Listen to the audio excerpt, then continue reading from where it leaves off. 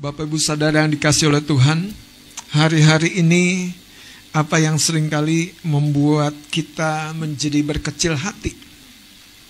Mungkin salah satunya adalah ketika kehidupan kita sepertinya sementara yang lain bertambah baik, sementara yang lain semakin asik, kita sedang mengalami stagnasi. Kita sedang mengalami kemandekan. Mungkin sementara yang lainnya sembuh, sehat walafiat, kita sedang dirundung malang dan mengalami penderitaan sakit penyakit. Tetapi saya mau menguatkan engkau dan saya bahwa berharaplah kepada Tuhan. Amin.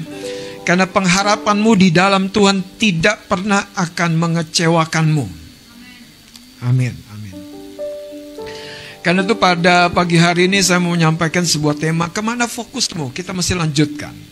Kemana fokus pengharapanmu? Saudara, hati yang berharap adalah hati yang hidup. Hati yang terus berharap adalah pribadi yang memiliki satu kehidupan di dalam dirinya. Bahkan ada sebuah ungkapan Alkitab, kalau seorang yang kehilangan pengharapan dalam kehidupannya, itu sama seperti singa yang sebetulnya sudah tidak bernyawa. Sosoknya luar biasa, tapi jika dibandingkan dengan anjing kurus, lemah, yang sebetulnya tidak berdaya, tetapi dia masih punya nafas di dalam kehidupannya. Itu sebabnya pertanyaan sederhana ini penting, kemana fokus pengharapanmu? Dalam sebuah kata yang lain, pengharapan mungkin kita bisa terjemahkan ekspektasi kita. Apa yang kita harapkan, apa yang kita inginkan. Ekspektasi bisa menjadi sebuah pengharapan yang menjadi goal kita di depan. Hidup ini penting memiliki sebuah pengharapan, betul? Ya. Kalau hidup ini tanpa pengharapan, yang terjadilah. Hancur-hancurlah, gagal-gagallah. Tidak, saudara. Berharaplah kepada Tuhan dalam rencananya, karena Dia mampu memulai dan menyelesaikannya. Apa yang Dia mulai tidak pernah Dia abaikan. Karena itu kalau kita taruh tangan kita, hidup kita di dalam Tuhan, Dia mampu terus membimbing, menuntun, dan membawa kita kepada penyelesaian dari karyanya yang luar biasa. Coba tanya kanan kirimu, kemana fokus pengharapanmu?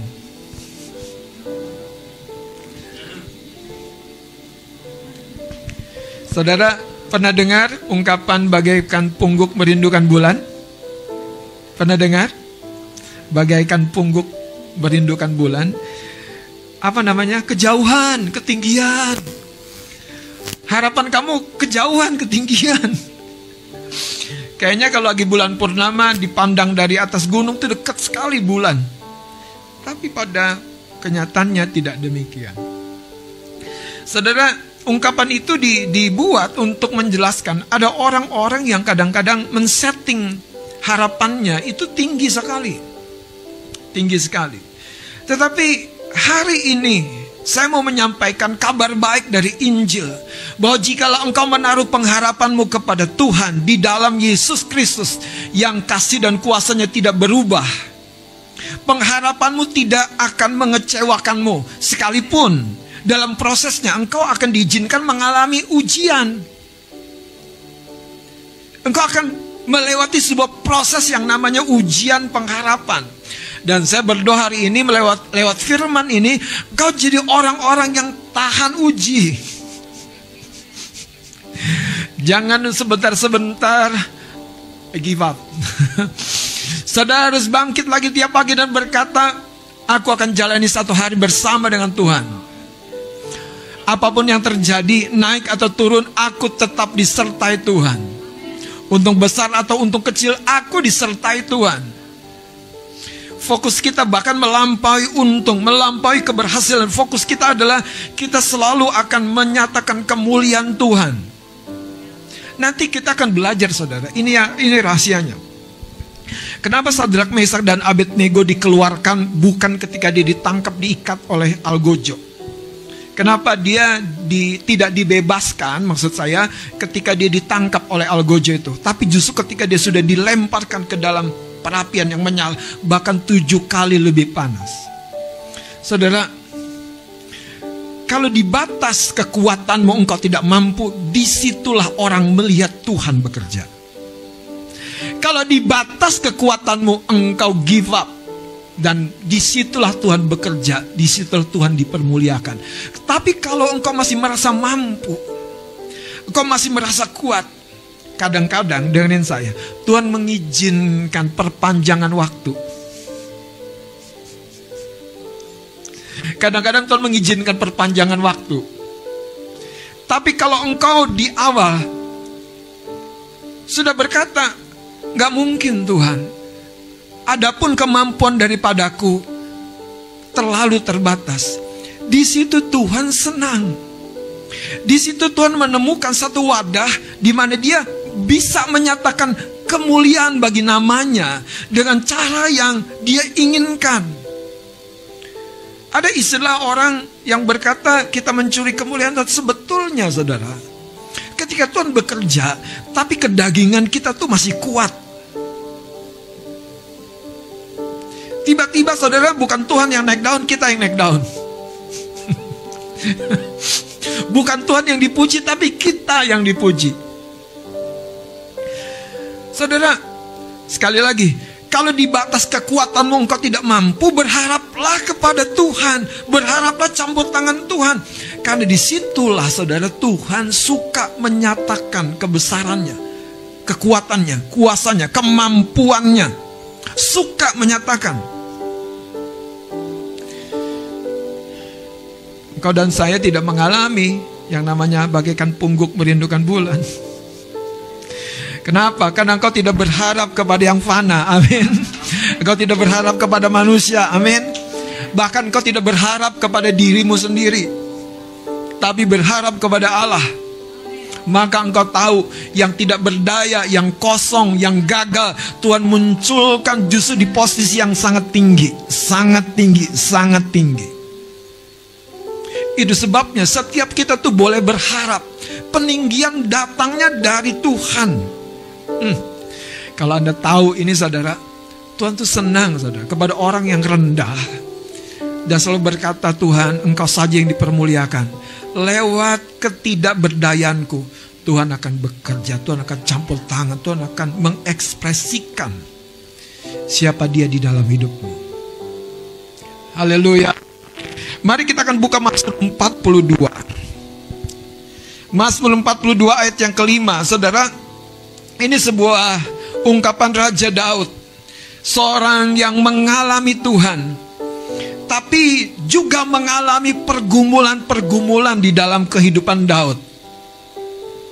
Makanya kalau Anda hari ini dalam pergumulan, keep calm. Tenang aja. Tenang. Itu bukan hanya slogan saudara. Itu ungkapan iman.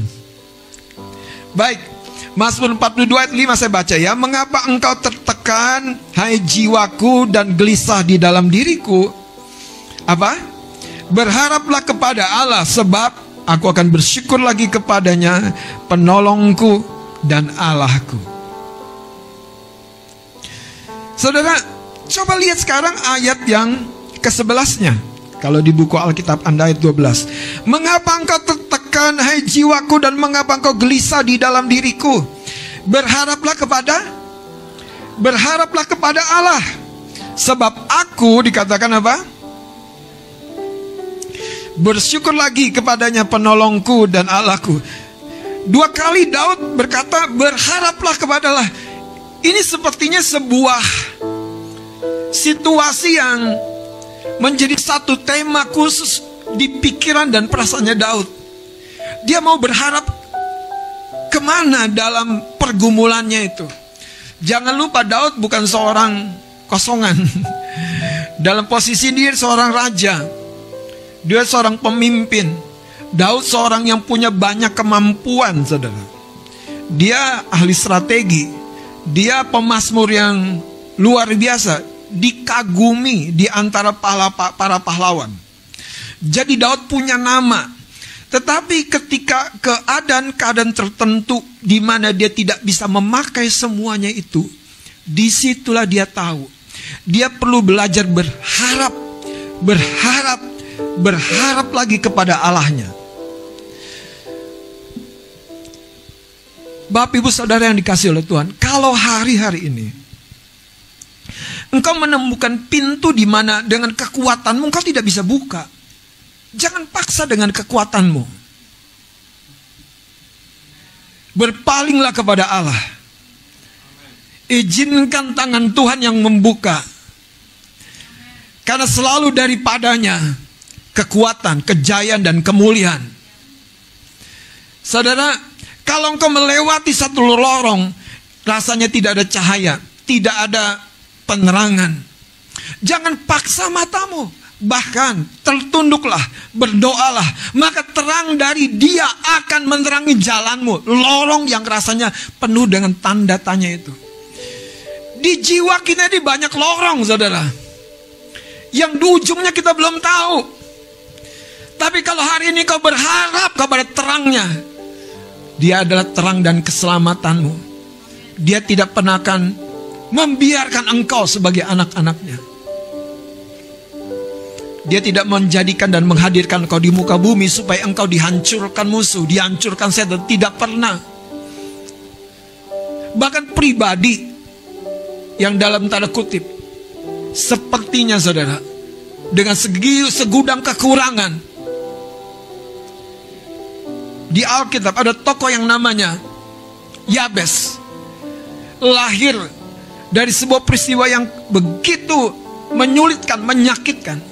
Tapi Alkitab justru mencatat dia lebih dimuliakan karena dia mengalami kehadiran Tuhan Allah Israel.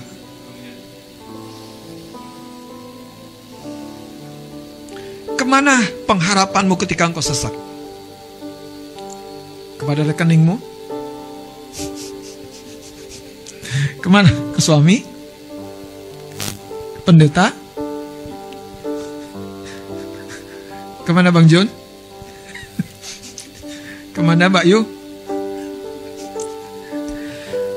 Saudara, kalau pengharapan kita, dengan saya, tidak ditujukan kepada Tuhan, tetapi tidak juga ditujukan kepada yang lain, sebetulnya kita tuh, saudara, tanpa kita sadari kita sedang digiring akan mengalami sebuah kekecewaan. Dan di sana ketika kekecewaan terjadi, kita digoda untuk mulai menyalahkan Tuhan. Digoda untuk mulai melihat Tuhan tuh berbeda dengan cara yang berbeda. Dulu baik, kemarin baik, sekarang tidak baik. Dulu membela, kemarin membela, sekarang dia lupa. Kenapa? Karena pengharapan yang tidak terwujud. Saudara, masalahnya sebenarnya sederhana. Kita tidak mengenal Dia dengan benar. Kita tidak mengenal Dia dengan benar. Kenapa Daniel tidak kecewa ketika dia dilemparkan ke dalam gua singa? Kenapa Sadrak, Mesak, dan Abednego tidak kecewa? Kenapa rasul-rasul tidak kecewa? Karena dia tahu semua yang mereka alami adalah sebuah ujian. Kalau Anda baca cerita tentang Ayub, apakah Ayub kecewa? Bahkan dia berkata, Allah yang memberi, Allah yang mengambil. Dan dia kembali memuliakan nama Tuhan. Di situ sebenarnya pukulan keras kepada setan. Pukulan keras. Karena setan pikir, kalau dia mengambil sesuatu dari kehidupan Ayub, keluarganya, bisnisnya, Ayub akan menyangkali Tuhan. Ayub akan ngomel, ngamuk, komplain, berbalik dari Tuhan. Ternyata tidak demikian. Saya mau beritahu saudara, ada ujian, ada ujian. Mari kita lihat Yeremia pasal 17 ayat 5 dan ayat 7. Tolong seorang baca. Saudara, Alkitab mengajarkan kepada kita untuk berharap kepada Tuhan dan jangan kepada kekuatan manusia. Termasuk saudara, setiap orang yang sepertinya dahulu menjadi jalan menolong engkau. Berharap saudara. Orang tua bukan pengharapan segala-galanya. Orang-orang terbaik yang pernah menolong kita, satu hari mungkin akan mengecewakan engkau. Kenapa? Karena pengharapan kita yang salah. Kalau Anda tidak mau kecewa, jangan berharap. Betul? Sayangnya saudara, manusia tidak mungkin tidak punya pengharapan. Tapi sayangnya ini yang saya boleh tahu, banyak manusia itu pengharapannya datar saja. Datar saja. Sehingga dia kalau memasuki kehidupan ini, yang penting ada cukup makan. Padahal Tuhan ingin memberkati kita supaya kita bisa menjadi saluran berkat. Masalahnya pengharapan kita seperti apa kepada Dia? Murid-murid datang ketika kisah 5 roti dan 2 ikan dipecahkan oleh Yesus. Dan mujizat pelipat ganda tidak berakhir. Waktu murid-murid datang lagi dan bilang, Guru perlu lagi, Guru perlu lagi. Pada catatan Alkitab berkata apa? Lebih kan? Sisa 12 bakul kan? Jadi Tuhan apa? Melakukan mujizat menurut pengharapanmu. Kalau engkau tidak berharap sesuatu dari Dia, maka sebenarnya engkau sedang berharap sesuatu dari dunia ini. Kalau kita tidak berharap sesuatu kepada Tuhan, sebetulnya kita sedang berharap sesuatu dari dunia ini. Iya. Kenapa? Karena manusia ini seperti hidup karena sebuah pengharapan. Mari kita ngelihat saudara, ayat 17, Yeremia 17 ayat 5 dan 7. Tolong seorang baca, silakan. Ayat yang kelima, beginilah firman Tuhan. Terkutuklah orang yang mengandalkan manusia, ya, yang mengandalkan kekuatannya sendiri, ya, dan yang hatinya menjauh daripada Tuhan. Ayat yang ketujuh, diberkatilah orang yang mengandalkan Tuhan, yang menaruh harapannya pada Tuhan. Yang menaruh harapannya kepada Tuhan. Kemana fokus kita? Hari ini taruh harapan kita kepada Tuhan. Amin. Sebaik apapun kita belajar, sebaik apapun kita persiapan dalam pertandingan hidup ini, dalam ujian ini, taruh pengharapanmu kepada Tuhan. Sebaik apapun orang yang berjanji kepadamu, jangan taruh pengharapanmu kepada manusia. Sesuper apapun dia, jangan taruh pengharapanmu kepada manusia. Taruh pengharapanmu kepada Tuhan. Haleluya. Siapa yang pernah dikecewakan janji?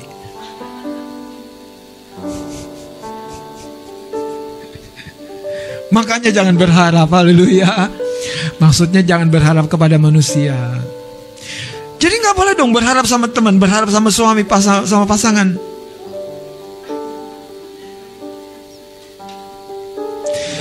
Makanya kita harus belajar. Yang dimaksud tuh kita menaruh. Artinya apa? Kita meresikokan diri kita kepada manusia, pada orang, kepada keadaan, kepada tubuh kita. Tapi kalau kita meresikokan diri kita kepada kemurahan Tuhan, aman kita. Ya, aman kita.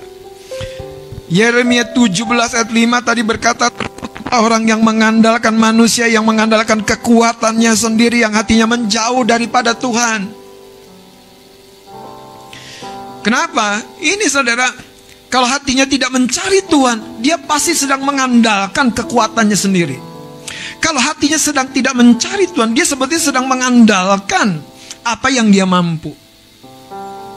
Makin dia menyerah, makin dia melihat kemuliaan Tuhan dinyatakan. Saudara, kemana fokus pengharapan kita? Kekuatan kita? Atau kepada kemurahan Tuhan?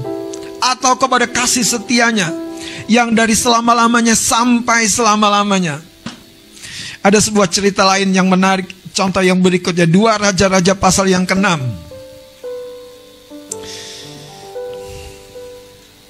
2 Raja-Raja pasal yang ke-6. Ini ada sebuah kisah yang bagus saudara, tentang Elisa dengan orang-orang yang kecewa dengan Tuhan. Lihat ayat yang ke-33.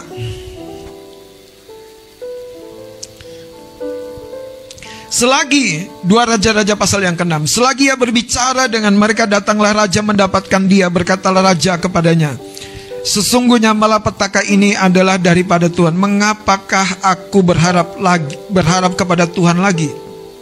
Jadi dia sepertinya orang yang pernah berharap. Anda pernah berharap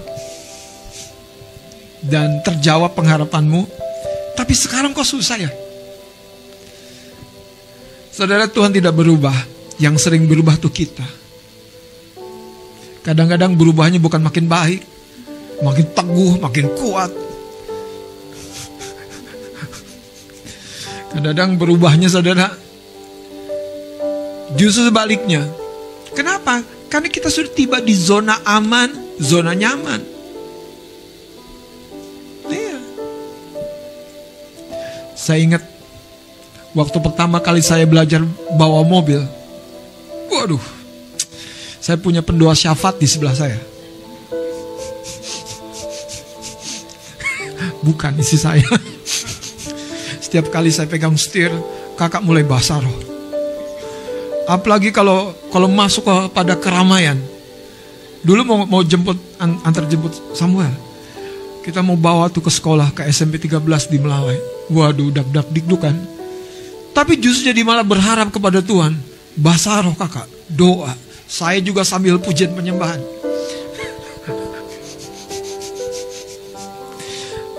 Tapi lewat semuanya itu sekarang, waduh, udah lain. Udah bisa sambil nyenyak, sambil lihat medsos. Saudara, kadang-kadang ya posisi tidak aman itu berguna loh. Ya kan?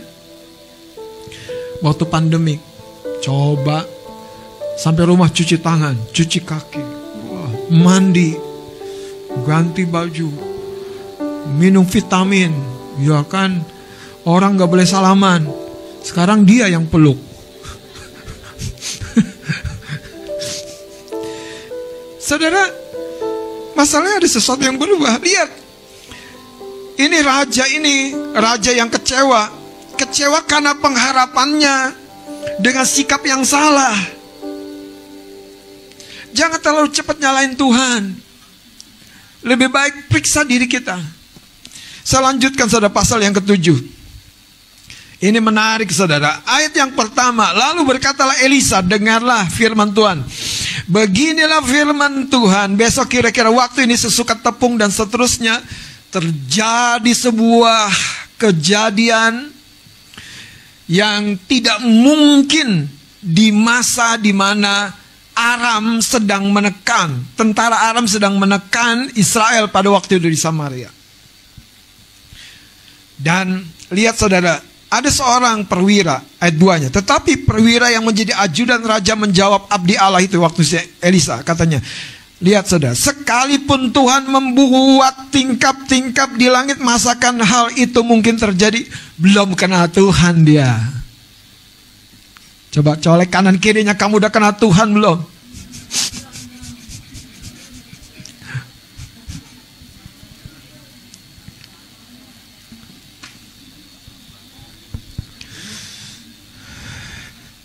Saudara, kalau ada seseorang datang kepada saya, apa yang pertama terpikir oleh orang tersebut? Saya punya apa? Punya nasihat. Contohnya, kalau dia datang lagi, yakin nggak saya masih punya nasihat? Yakin, Bang. Kenapa? Karena abang masih hidup. Ini yang saya mau kasih tahu. Tuhan tuh lebih daripada siapa saya. Selama dia ada, apa yang dia punya tidak pernah kurang. Kasih sayangnya, kemurahannya, kuasanya mampu dan sanggup mengangkat hidup kita. Masalahnya adalah, lihat, ada orang-orang yang seperti tadi ajudan raja ini, atau seperti raja ini, sudah kecewa. Kenapa? Karena cara dia berharap kepada Tuhan dengan ketidaksetiaannya kepada Tuhan. Bahkan saudara seperti menyepelekan Tuhan. Coba dia berkata begini, sekalipun Tuhan membuat tingkat-tingkat di langit, masakan hal itu mungkin terjadi? Jawab abdi Allah, sesungguhnya engkau akan melihatnya dengan matamu sendiri, tetapi tidak akan makan apa-apa daripadanya. Dalam kisah ini ada ajudan raja yang mendengar pesan Tuhan, tapi tidak percaya. Tetapi ada 4 orang kusta yang tidak ada kaitannya dengan pesan Tuhan dari nabi ini, tapi punya pengharapan. Hari ini kita lebih daripada 4 orang kusta. Tuhan mampu memakai kita membuat dan mengalami perubahan. Lihat cerita ini saudara. Ayat 3, 4 orang yang sakit kusta ada di depan pintu gerbang. Berkatalah yang seorang kepada yang lain, mengapakah kita duduk-duduk di sini sampai mati? Jika kita berkata, baiklah kita masuk ke kota, padahal dalam kota ada kelaparan, kita akan mati di sana. Dan jika kita tinggal di sini, kita akan mati juga. Jadi sekarang marilah kita menyeberang ke perkemahan tentara Aram.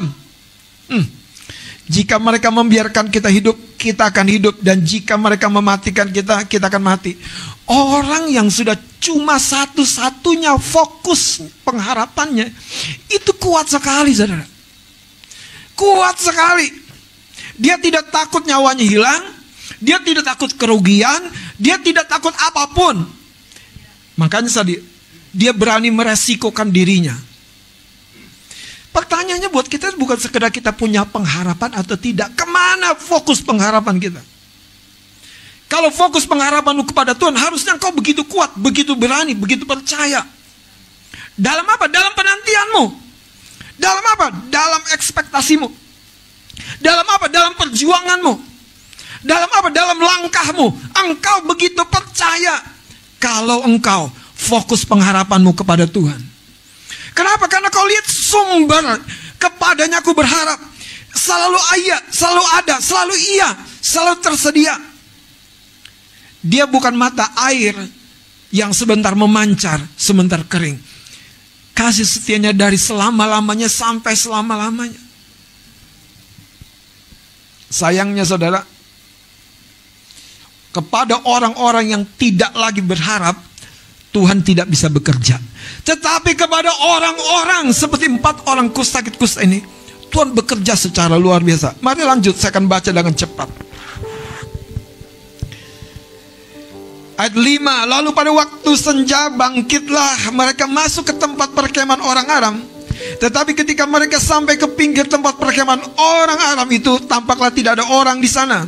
Sebab Tuhan telah membuat tentara Aram itu mendengar bunyi kereta, bunyi kuda, bunyi tentara yang besar. Sehingga berkatalah yang seorang kepada yang lain, sesungguhnya Raja Israel telah mengupah raja-raja orang Het dan raja-raja orang Misraim melawan kita supaya mereka menyerang kita.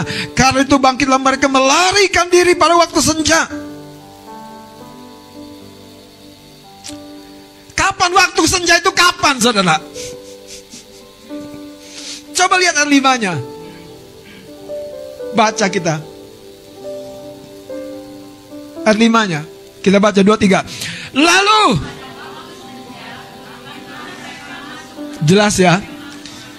Jadi yang Tuhan buat seperti bunyi kereta besar, seperti pasukan besar, itu pada waktu senja yang sama 4 orang sakit kusta masuk. Wow. Wow. Wow. Saya bayangkan malaikat dari surga itu turun menyertai orang yang berharap dan pengharapannya fokus. Kita maju aja.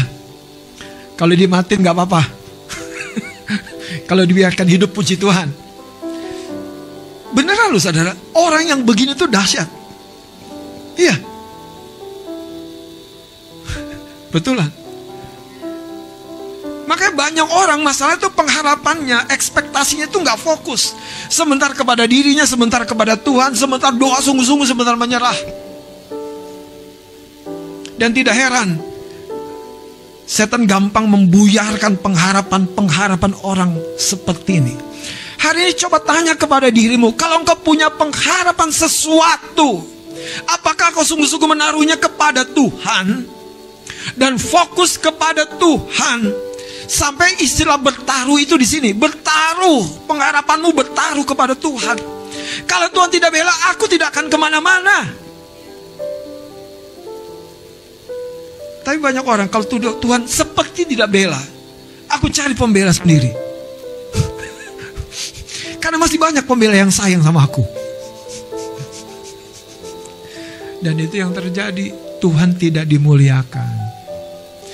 Saudara, sebetulnya apa sih tujuan ujian dari pengharapan yang sebetulnya tidak nyaman, tidak enak?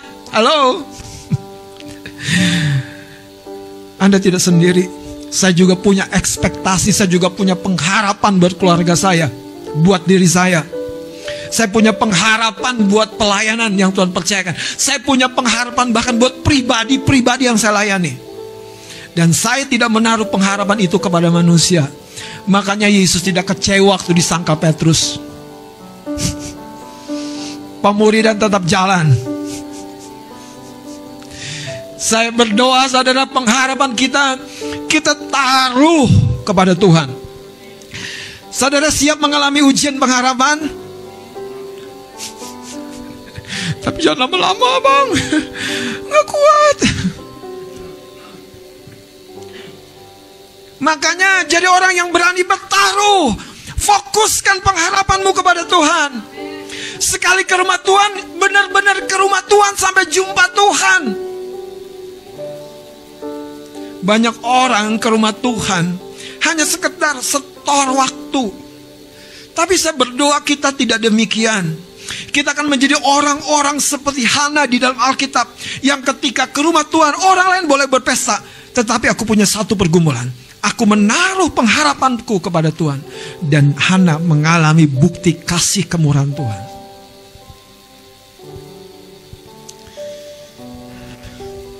Di Alkitab dicatat tentang perjalanan Musa dengan bangsa Israel. Satu ketika mereka sudah dikejar oleh tentara-tentara Mesir di belakang.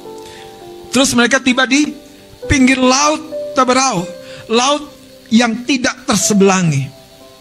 Apa yang terjadi? Pengharapan mereka mulai koyak. Mulai koyak, Bang.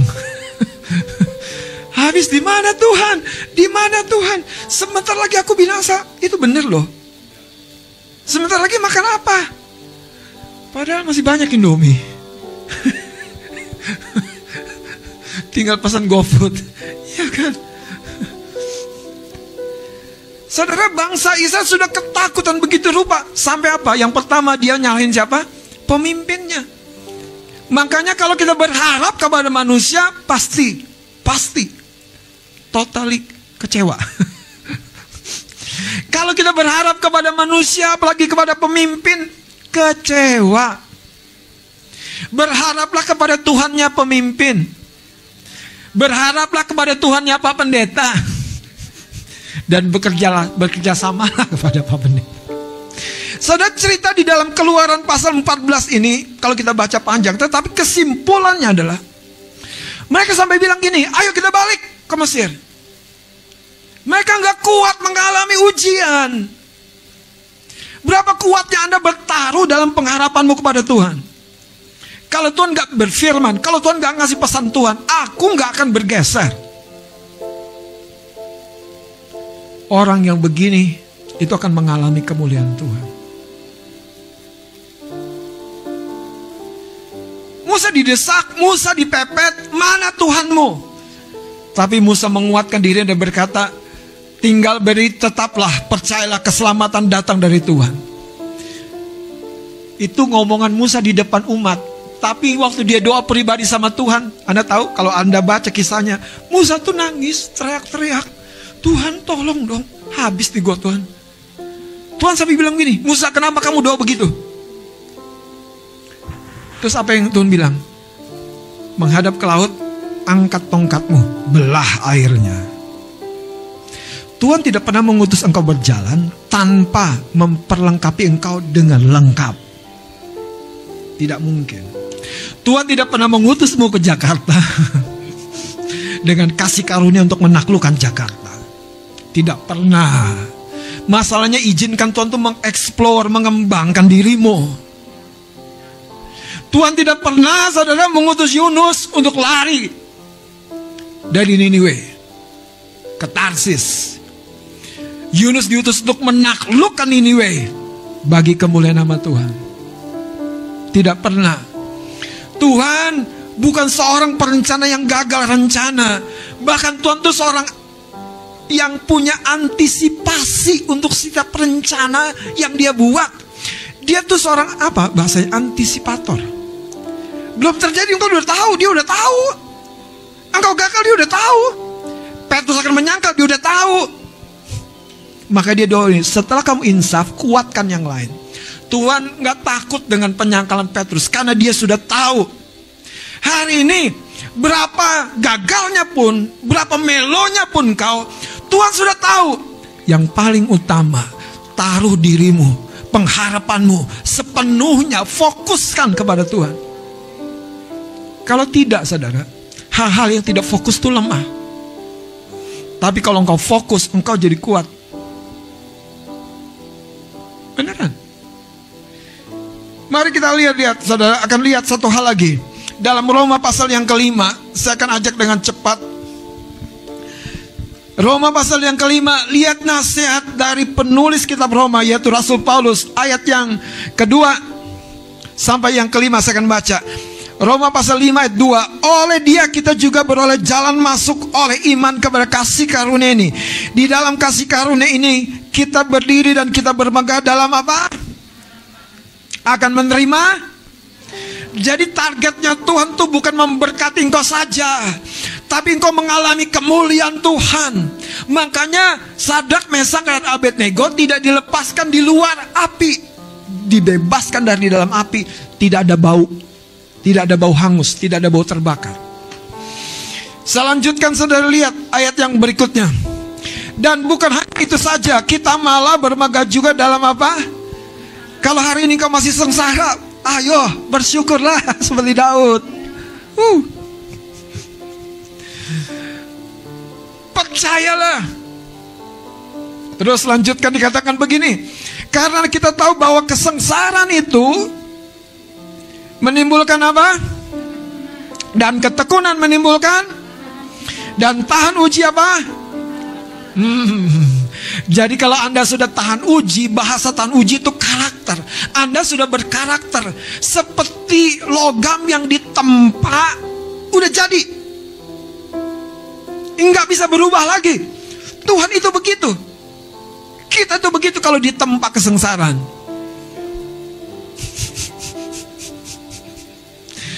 Makanya katakan terima kasih Tuhan buat kesengsaraan. Jadi lebih banyak berdoa, lebih banyak baca Alkitab, lebih banyak berseru-seru kepada Tuhan. Katakan haleluya. Nah lihat saudara ayat yang kelima, baca sama-sama 2, 3. Dan pengharapan tidak. Ini yang enak kan? Betul nggak? Kalau sudah ke ayat ini mantep bang. Pengharapan tidak mengecewakan. Pengharapan yang bagaimana? Yang tadi yang sudah diuji, yang melewati kesengsaraan. Nggak ada orang menabur sehari menuai besok, nggak ada. Orang belum tumbuh benih Anda. Pohon toge bukan ditabur, diguyur air jadi saudara. Tapi kalau engkau menabur, taburlah dalam pengharapan, maka engkau akan menuai dengan sukacita. Saudara, mari kita buka Mazmur 86. Kau tunjukkan kasih setiamu. Mazmur 86. Ini ayat-ayat yang menjadi sebuah doa pengharapan Daud. Saya mau membawa kita, jadilah orang yang fokus pengharapanmu. Jangan sebentar kepada Tuhan, sebentar kepada dunia, sebentar kepada Tuhan, sebentar kepada hantu.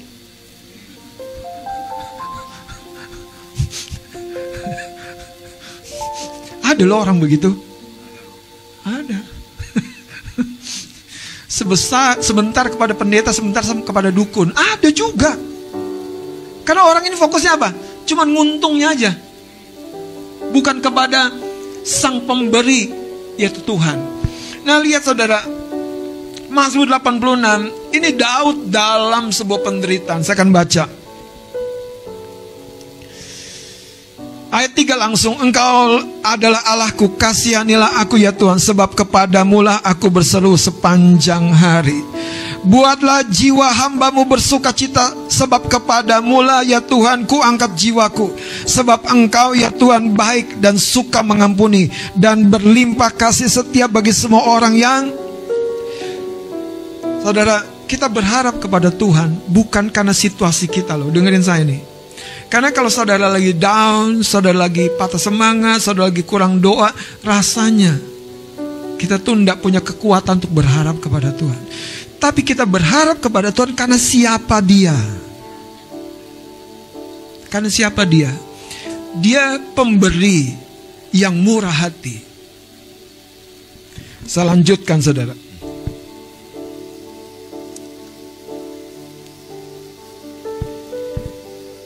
Ayat yang ke-12, aku hendak bersyukur kepadamu ya Tuhan Allahku dengan segenap hatiku, dan memuliakan namamu untuk selama-lamanya. Sebab kasih setiamu besar atas aku, dan engkau telah melepaskan nyawaku dari dunia.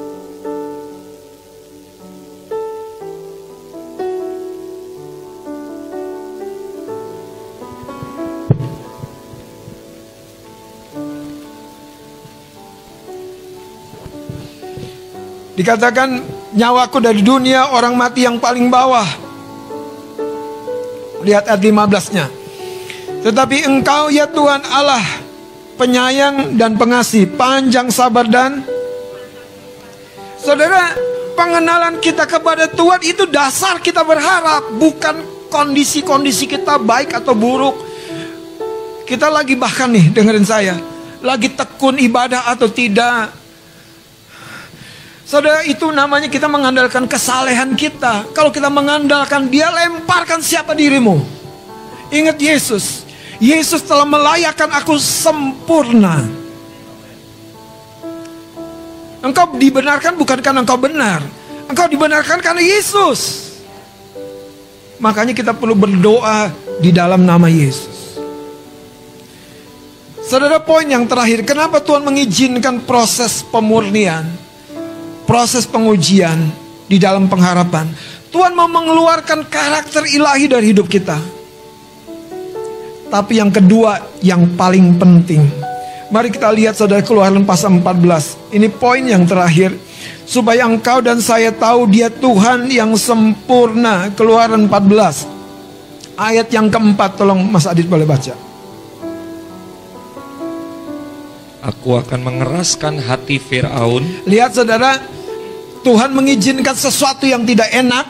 Tuhan akan mengeraskan hati musuhnya Israel terus, sehingga ia mengejar mereka. Dan terhadap Firaun dan seluruh pasukannya, aku akan menyatakan kemuliaanku, saudara. Jadi target Tuhan bukan hanya membebaskan kita, memberi kita pekerjaan, bukan hanya itu, bukan hanya menjawab doa kita. Target Tuhan akan menyatakan kemuliaannya. Lihat satu ayat lagi saudara, ayat yang ke-18. Mari kita bangkit berdiri. Ayat 18, ayat 17 dan 18. Boleh banget Mas Adit. Tetapi sungguh aku akan mengeraskan hati orang Mesir, sehingga mereka menyusul orang Israel. Jadi kalau masalah betul-betul mengancam, jangan menyerah. Amin. Jangan gentar. Terus fokuskan harapanmu kepada Tuhan saja. Makanya ambil waktu berdoa, bahkan ambil waktu berpuasa. Itu tanda kau fokus, saudara. Lanjut, dikatakan apa? Sehingga mereka menyusul orang Israel. Dan terhadap Firaun dan seluruh pasukannya, ya, keretanya dan orangnya yang berkuda, aku akan menyatakan kemuliaanku. Ayat 18 diulang lagi. Maka orang Mesir akan mengetahui bahwa akulah Tuhan, ya, apabila aku memperlihatkan kemuliaanku terhadap Firaun, keretanya dan orangnya yang berkuda. Kekasih-kekasih Tuhan, jangan menyerah ketika ujian datang. Proses padang gurun itu memang proses pemurnian. Kalau engkau perlu berdoa, berdoa lagi. Ajak seorang berdoa lagi. Kalau belum melihat hasil, berdoa lagi, saudara. Di Lukas 18 bahkan Yesus sendiri berpesan begini, supaya engkau tidak jemu-jemu berdoa. Dia menceritakan sebuah perumpamaan seorang janda yang datang kepada seorang hakim yang tidak takut akan Allah, yang tidak takut akan seorang pun untuk memohon pembelaan. Yesus bilang gini, janda ini datang lagi sampai sang hakim takut. Jangan-jangan kalau janda ini mengganggu hidupnya. Akhirnya apa? Janda ini dibela oleh hakim ini. Yesus berkata ini, lebih lagi Bapamu di surga. Dia tidak akan berlambat-lambat. Jangan goyah, mari angkat hatimu kepada Tuhan.